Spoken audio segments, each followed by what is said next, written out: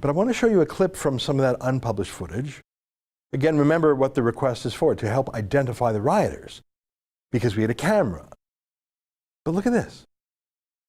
I'm just going to show you 30 seconds or so from our footage that we sent the cops today via Interpol. Take a look. Push us back. Please, thank you. Why are you pushing them back? Stop pushing them back. We'll go back. Every foot they take, we take a foot. Why can't you push them back? So there was a police video unit there. Look at that. They had 2 cops filming, at least 2.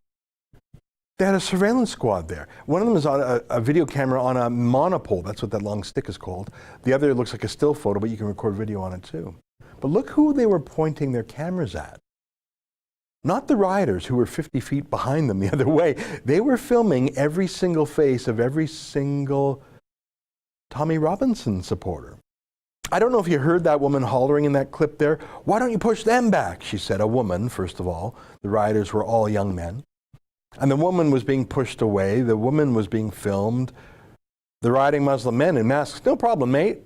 No arrests. I say again, the police actually brought them to the women and children. So the police did have a surveillance squad there. They did, you just saw it.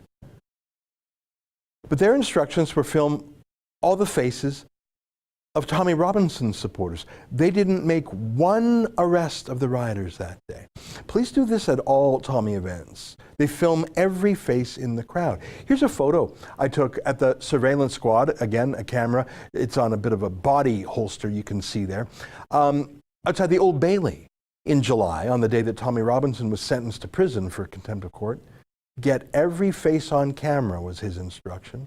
They even had a special surveillance truck, as you can see, taking pictures for sure. Maybe they were scanning cell phones for text messages or voice calls. I don't know what that special truck was doing. That was outside the Old Bailey too. Because with modern facial recognition software, simply panning a video camera at a crowd can immediately create a police database with names and detailed identification of every person.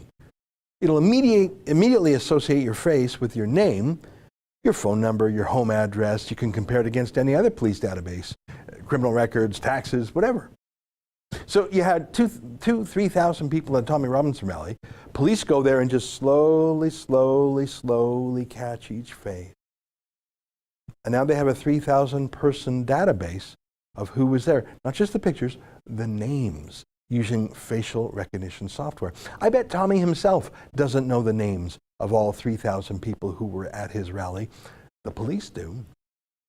They know every face and every name of the peaceful men and women and children who came to listen to Tommy Robinson give an election speech in Oldham. But they didn't bother to get the name or the face of any rioter.